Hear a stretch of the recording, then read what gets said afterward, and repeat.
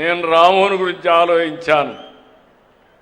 మంచి వ్యక్తి, ఎన్ఆర్ఐ, బాగుంటుందని ఆలోచించి పెడితే ఫస్ట్ టైం చరిత్రలో గుడివాడలో ఎప్పుడూ రానంత మెజారిటీ తెప్పించిన ఘనత మీదే. దాంతో ఆయనలో రెట్టింపు ఉత్సాహం వచ్చింది. ఏ పని చేసినా ఆనందపడుతున్నాడు. నేను మనస్ఫూర్తిగా సహకరిస్తాను ఆయనకి. ఇక్కడ కూడా చాలా పనులు మీరు చూస్తే నేను అనౌన్స్ చేసిన కార్యక్రమాల్లో దగ్గర ఇక్కడ 95 కోట్ల రూపాయలు ఖర్చు పెడుతున్నాం. వాటర్ సప్లైకి 10,90,00,000, డిస్ట్రిబ్యూషన్ నెట్వర్క్ కి 75,60,60,75,60,00,000, స్మాల్ ట్యాంక్స్ కానీ రెస్టరేషన్ అన్నిటికీ 5,61,00,000, 2 చెరువుల్ని బాగు చేయడానికి 4,20,00,000, మళ్ళీ భవిష్యత్తులో యుఐడిఎఫ్ కింద 3, 4 కింద డ్రైన్స్ కోసం, వాటర్ సప్లై కోసం ఇంకొక 67 కోట్లు. అంటే 2 కలిపితే 162 కోట్ల రూపాయలు ఒక్క గుడివాడలో రాబోయే రోజుల్లో ఖర్చు పెడతాం. ఇంకొక పక్కన అర్బన్ ఛాలెంజింగ్ ఫండ్కి వెళ్ళారు. అందులో వచ్చే డబ్బులు అదనంగా వస్తాయి. దాతల ముందుకు రావాలి.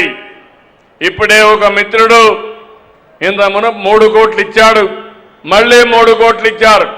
అంటే ఒక వ్యక్తి 6,000 కోట్ల రూపాయలు ఇచ్చి ఈ యొక్క బస్ స్టాండ్కి వెన్నీ చేస్తే మీలో కూడా అలాంటి స్ఫూర్తి రావాలి.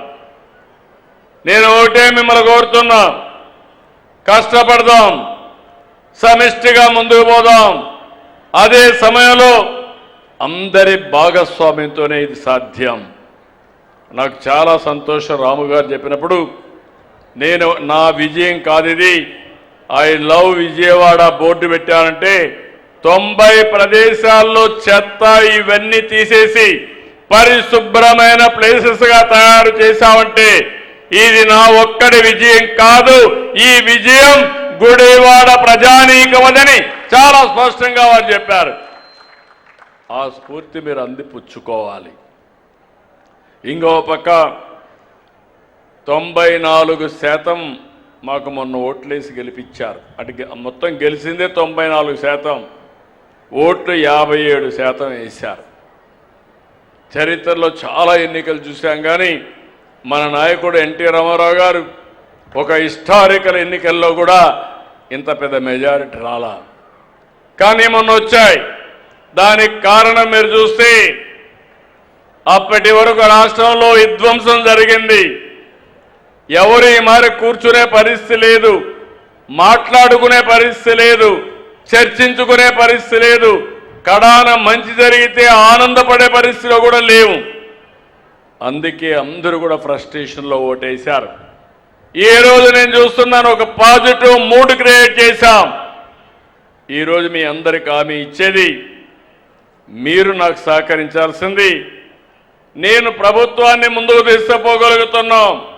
సంక్షేమం, అభివృద్ధి, సుపరిపాలన, ఈ 3తో ముందుకు పోతున్నాం.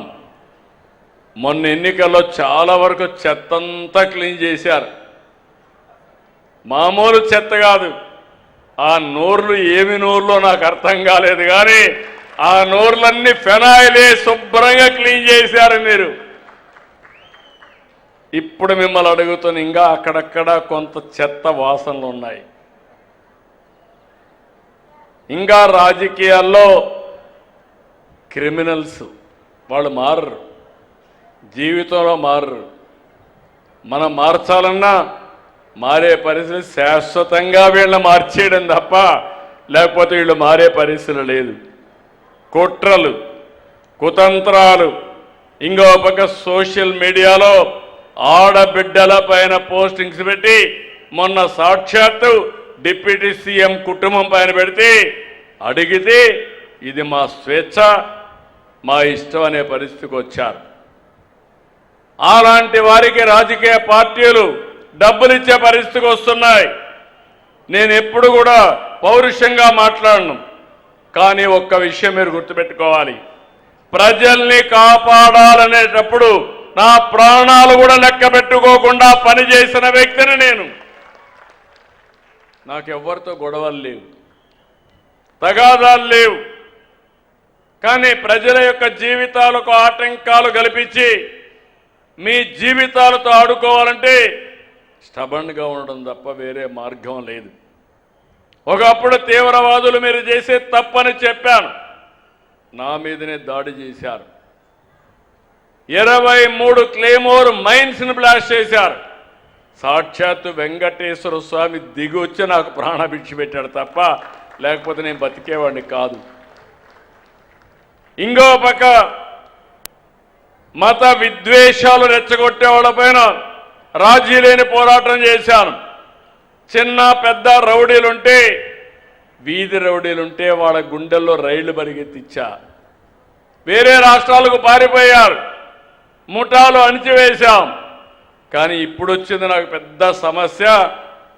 ఈ గొడ్డలి పార్టీ మామూలుగా అది.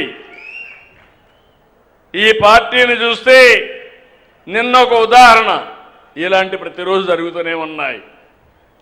ఒక అతను మాజీ మంత్రి, శ్రీకాకుళం, ఒక యాక్సిడెంట్ కొడుకు చేశాడు. ఏం చేయాలి, కొడుకు యాక్సిడెంట్ చేశాడు, ఒక ఆయన చనిపోయాడు. చాలా పేద కుటుంబం, గొర్రెల కాపరి, వెనుకబడిన వర్గాలు. చనిపోతే ఏం చేయాలి, ఆయన్ని ఆ కుటుంబాన్ని ఆదుకోవడం, హాస్పిటల్ తీసుకుపోవడం ఇవి చేయాలి. చెయ్యకుండా ఆయన తప్పించుకోవడానికి సీసీటీవీ కెమెరాలన్నీ ఉన్నాయి నా దగ్గర. ఇప్పుడు ఎవడైనా తప్పు చేసి ట్రాక్ చేయడం సెకండ్స్లో పని తప్ప ఎవ్వడూ తప్పించుకోలేడు. ఆ విషయాన్ని గుర్తుపెట్టుకోవాలి.